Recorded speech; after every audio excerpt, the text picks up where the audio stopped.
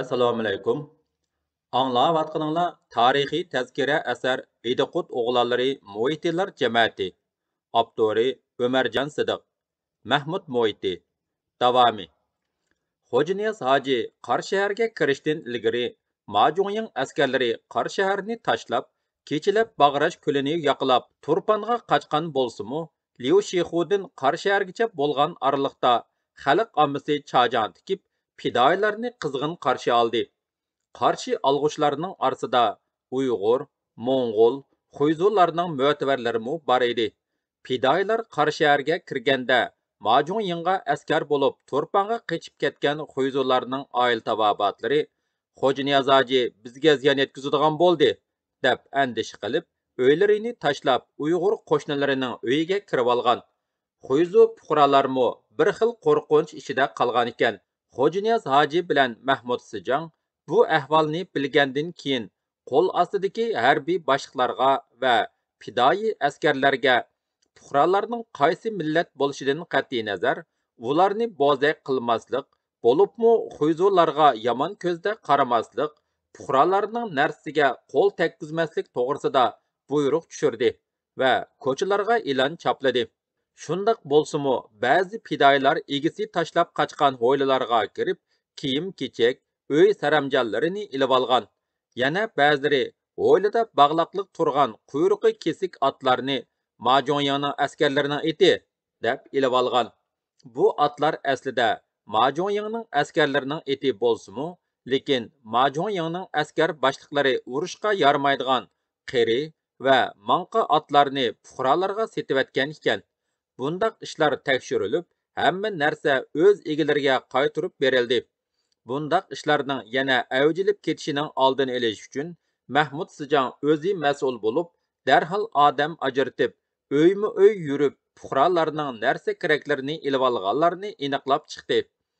Tuzumga bo'ysunmay, mushundaq ishlar bilan shug'ullangan 8 nafar fidoyini tepib chiqib, ularni shaharning cho'ng ko'chalaridagi turklarga yalang'ochlab bog'lab, qamchi bilan urib, ondin xalqning narsalarini olganning sazoyi degizib, Qarshahar ko'chalarini 2 kun aylantirdi va ko'chalarga e'lon chopladi. Shuning bilan ba'zi fidoyilarning bosh-boshdoqligi yo'qolib, fuqarolarning bo'libmi Xuyzu fuqarolarning ko'ngli aromiga tushib, har sohadagilar o'z kasbi bilan shug'ullandi. Ayni vaqtdagi Qarshaharning jamiyat omonligi izg'a tushdi. Dal shu chog'da Majoying Turpan, Pichan, To'qson Ushnayni egilab, ko'plab askar qabul qilib, Urumchiga hujum qilishga tayyorlik ko'rdi. Shingsi bo'lsa, Majoyingni Guchongdan Turpanga qo'g'ilvatgandan keyin Urumchiga qaytib kelib, bir tarafdan Majoyingni tinchlikqa chaqirish to'g'risida vakil avatsa, yana bir tarafdan uni yo'qotishga tayyorlik ko'rdi. Yana bir tarafdan u Mahmud Xo'ja, Jamol Saypung, Qurbon Niyoz degan kishilarni Urumchidan Ulanbay orqali Tangri kesib o'tkazib, Qarshahardagi Xo'janiyaz hojining qishiga avatdi. Shingisi Xo'janiyaz hojini Janubiy Shinjang tarafdan Turpandagi Majoyingga qurolli hujum qildirmoqchi bo'ldi. Xo'janiyaz hoji Shingisining Mahmud Xo'ja qatorliq 3 kishidan avatgan xarajatni topshirib olib, Majoying bilan urush qilish uchun To'qsunga berishga tayyorlik ko'rdi.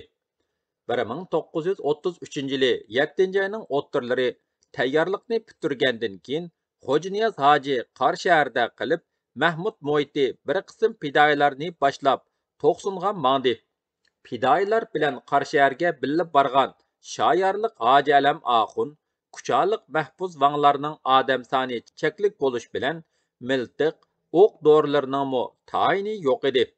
Plan bo'yicha Samat hoji Tuanjang bilan Po'lat Tuanjang o'z odamlarini elib, Ushshaq talning tog' orasidan o'tib, To'qsunga yetib bormoqchi. Boshqa qismlarni Mahmud Sijang cho'ng yo'l bilan To'qsunga boshlab bormoqchi. Har ikki qo'shin To'qsunga birla vaqtda to'planmoqchi bo'lgan edi. Lekin amaliyotda undoq bo'lmay qoldi. Chunki uydagi maslahat bozorga to'g'ri kelmabdi degandek, tog' ichida bo'ladigan bo'ron chapqun va ho'l yig'inlar hisobga ilinmag'achqa, tog' yo'liga mangan ikki tuvan qism vaqtida yetib kelolmadi. Bu yurishdan allaqachon xabar topgan Majuyingning eng yaramliq sarkardalaridan Mashiming To'qsunning Burjoy, Yilanliq, Oqtog', Siriqdo'ng, Qo'shtirak va Subishi degan yerlarni egallab, g'arbiy shimoldan sharqiy janubga taxminan 40 necha kilometr uzunlikqa cho'zilgan bir liniya qurib olgan edi. Bu yerlar mudofaalanishga aplik bo'lganning ustiga suv manbalariga yaqin edi. Urush ana shu yerlarning o'ttirisidagi g'ingsayda bo'ldi. Mahmud Mo'ytining qo'shinlari suv manbalaridan bak yiroq bo'lg'achqa, tonurdek qizib ketgan g'ingsayda suvsiz qilishning o'zila o'limga tang edi. Uning ustiga Mashiming chiriklari son va qurol yarog' jihatdagi ustunligidan boshqa Mahmud Mo'ytining qo'shiniga qaraganda alohida muntizam qo'shin edi. Mahmud Sijang urush qilayotganida Samat Hoji Tuanjang va Po'lat Tuanjanglardan hech darak bo'lmadi. Mushundaq ahvolda fidoyilar aran bir qancha soatlar chidashlik beralidi.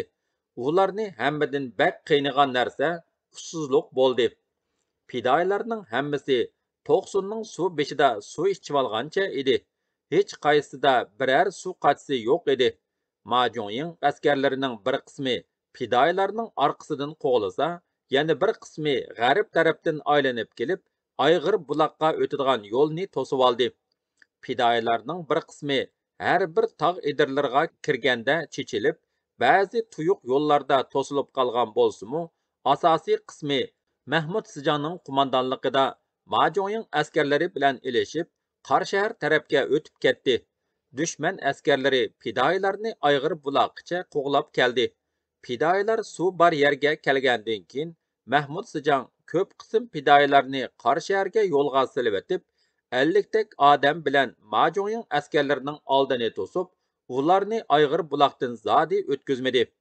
Düşmanlar oxiri To'qsunga qaytishga majbur bo'ldi. Fidoyilar shu kechasi Ayg'ir buloqni tashlab Qarshahарға ketdi. Samat Hoji Tuanjang bilan Po'lat Tuanjangning askarlari Olg'uy orqali Yilanliqqa kelganda Majuying askarlari bilan uchrashib qolgan.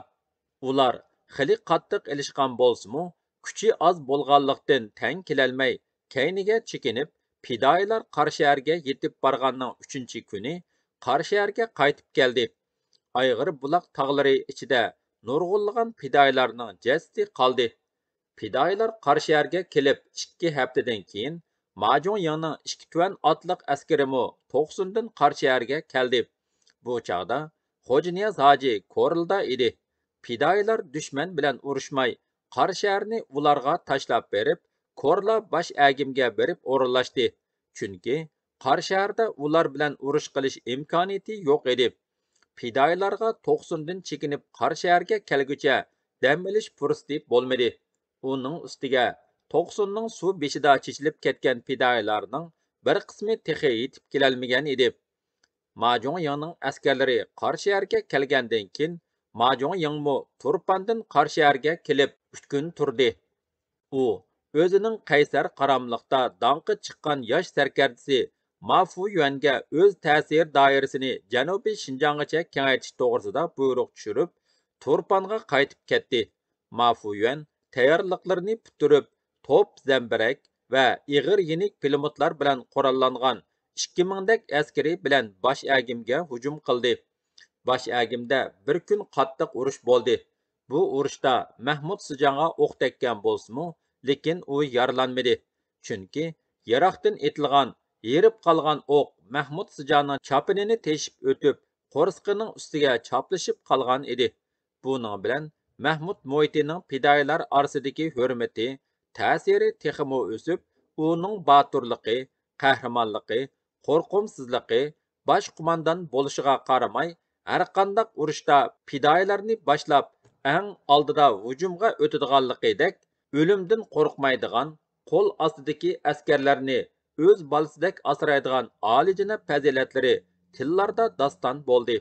Xalq orasida Mahmud Shijongga o'q o'tmaydigan, urushda yengilmaydigan, bir xil g'oyibi kuch uni doim qo'g'daydigan degan gaplar tarqalib, u bir ilohiy shaxsga aylandi. Fidoyilar Mahmud Shijongning qo'mondonligida bosh agim jilg'isida tog' qoptonlarga yo'shirinib olib, qattiq qarshilik ko'rsatdi. Bu yerda tirkishish vaziyati shakllanganlikdan Majoying qo'shinlari tutum tuzish uchun elchi avatdi. Suhbat orqali bosh agim chazisi fasil qilinib, Majoying askarlari bu yoqqa o'tmaydigan, Xo'janiyaz hoji qo'shinlarimi u yoqqa o'tmaydigan bo'lib kelishdi.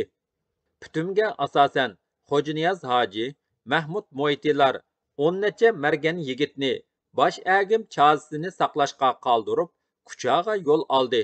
Biroq ular Kuchaga berib, Yaqa degan yerga o'rinlashib turishig'ila Majoyingning askarlarimi 200 limlik bilan kelishimni yirtib tashlab, fidoilarning orqasidan qo'g'lishib keldi.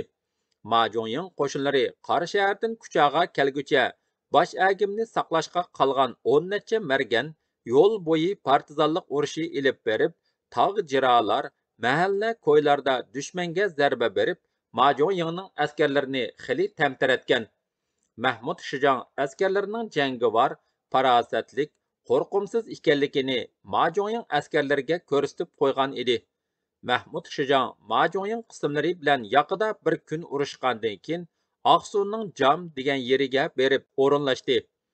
Xo'janiyaz hoji Aqsuning o'zida qilib, munosabatli kishilar bilan maslahatlashib, Sovet ittifoqidan qurol-yarog' elish ishlarini bajardi. Mahmud Shijong Jamga kelib, 20 kundan keyin Majoying askarlari Kuchadan Qarshiyarga qaytdi degan xabar keldi. Chunki bu chaqda Majoyingning Urumchini qorshashga askari kuchi yetishmay turadi. Bu xabarni anglash bilanla fidoilar Mahmud Shijong boshchiligida Udul Korliga berib, dushman askarlari ustidan g'alaba qilib, bosh agimni ishg'ol qildi. Majoying bu xabarni anglab, Urumchi va Turpandan Mafuyuan va Shanfuxaylar boshchiligidagi 2 tuan otliq askarini Qarshiyarga yordamga avatdi. Buning bilan uning Urumchini qorshaydigan askari kuchining ojizlab ketishi tabiiy edi. Majoyingning bu 2 tuan askari Qarshiyarda hafta 10 kun tayyorlik qilgandan keyin daryodan o'tib bosh agimga hujum qildi. Xo'janiyaz hoji bu chog'dimi yuzlagan margini bilan Kuchada edi. Bosh agimdagi ikkinchi qatimliq urushda Korildin Eli hoji, Mo'ydin Tanfu, Turdi Yingjanglar, Shoyardan Hoji Alam Axun, Hasan hoji, Kuchadan Mahfuz Vanglar bir necha yuz fidoyini boshlab yordamga keldi. Biroq ularning miltiq va qurollarining tayini yo'q. Faqat to'qmoq, kaltak, nag'ri sunaylar bilanla davringi bor edi. Ularning to'li raqi otliq, eshaklik yoki harviliq bo'lib, oz qismi piyoda edi. Fidoilar ko'rla bosh agimda asosan o'z askari kuchiga tayinib, bir kun qattiq urushgan bo'lsa-mu, kashda mag'lub bo'ldi. Chunki fidoilarning miltiqlari yetishmaganning ustiga o'q to'limu oz ham kelish manbasimi yo'q edi. Urush boshlanishdan ilgari fidoilar dushmanlarning Qarshi shahardan chiqayotganligini ko'rib, darhol tog' ustidan va tuzlanlikdan o'rin ilishga boshlagan edi. Chunki ko'plagan fidoilarning yanida aran 3-4 taldilla o'q bor edi. Mushundaq ahvolda fidoilar o'qni dushmanga tekkuzish ishonchisi bo'lgandila otdi. Bo'lmasa chekinishga tayyorlandi. Fidoilar dushman bilan bir kun jon tikib ilishib, kun o'ltirgan chog'da amalsiz bosh agimdan chekinib, Korlini tashlab Mahmud Shijong boshchiligida Udul Bay noyisiga qarab yo'l oldi. Fidoilar Bay noyisiga yetib borganda Sovet ittifoqidan Xo'janiyaz hojiga bergan qurollar orqa-orqadan yetib kelgili turdi. Buning ichida 1000 tal miltiq, 10 tal diktar pilimot o'qlari bilan bir qancha sanduq qo'l bombasi bor edi. Lekin pilimotlarni etishni biladigan odam bo'lmaganlikdan vaqtincha chegarada qo'yib qo'yildi. Bu qurollarni taqsim qilishda Mahmud Shijongning mening qo'l ostimdagi fidoilarning quroli ko'ni bo'lsa-mu, boshqalarninkiga qaraganda yomon emas. Shunga Sovet ittifoqidan kelgan qurollarni Aqsu, Qashqar, Xotan, Qumul fidoilarga taqsim qilib berayli. Mushunda qilsak ittifoqlikqa foydali bo'ldi degan fikrga asosan bu qurollar Aqsu xalqi iyoni qilgan 80 ming tuyoq qo'yning badaliga keldi.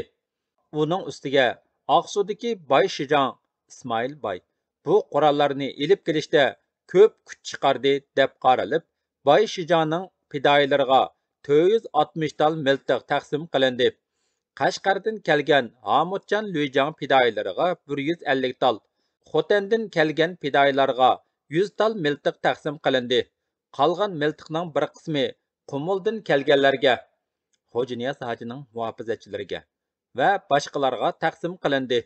Bu qurol yarog'lar fidoyilarning qo'liga tegmayla, Majoying askarlari bayga bostirib keldi.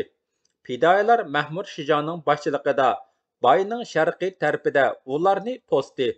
Sali Dorg'aning yigitlarini asos qilib, Aqsu fidoyilarining boshlig'i Bay Shijon bilan Xotan fidoyilarining boshlig'i Ahmad Pansat o'ng qanotga, Mahmud Mo'yti so'l qanotga, Xo'janiyaz hoji markazga joylashib urush qildi.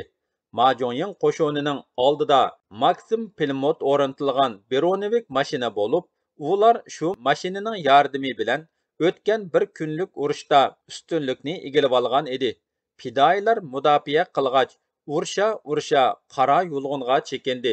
Bu chog'da garchi qurolsiz bo'lsa-mu, har qaysi joylardan kelgan fidoyilarning qo'shilishi bilan qo'zg'olonchilarning soni ko'payib, 5000 ga yaqinlashib qolgan edi.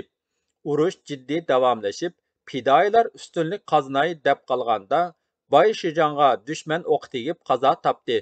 Uning bir qism fidoyilari orqa safga ilib ketayotgan Bay Shijonning jasadini ko'rib, umidsizlanib orqaga chekindi. Buning bilan butun saf qalaymaqonlashib, urush vaziyati Majoying askarlarga foydali bo'lishga qarab yuzlandi. Mushundaq ahvolda Xo'janiyaz hoji bilan Mahmud Shijonning qo'shinlari Aqsuni tashlab Uchturponga chekindi. Bay Shijonning fidoyilarining bir qismi Xo'janiyaz hojining qo'shiniga ergashdi. Yana bir qismi chechilib tarqalib ketdi. Bu chechilib ketgan fidoyilarning qo'lidagi 100 talcha yangi miltiq Majoying askarlarining qo'liga tushib ketdi. Xotandan kelgan fidoyilar Avat noyisining G'o'rchul yezisi orqali Taklimakonni kesib Xotanga ketdi. Xo'janiyaz hoji bilan Mahmud Mo'ytining qo'shini qor yulg'unda mag'lub bo'lgandan keyin Qashqarga ketish yoki Oqsuda bir oz vaqt turib, o'zini o'ngishivilish masalasini o'ylashdi. Mahmud Shijon: agar Sovet ittifoqi ruxsat qilsa, eng yaxshisi Uchturpondan Sovet ittifoqi tarafga ozroq ichkirilib kirib, 3 oy panohlanib, tayyorlik qilib olib chiqsaq yaxshi bo'ladi, dedi. Qo'mondonlar bu haqda aniq bir fikrga kelolmagan bo'lsa-mu, Majoying askarlarining besib kelayotganligini anglab, fidoyilar darhol Uchturponga chekindi.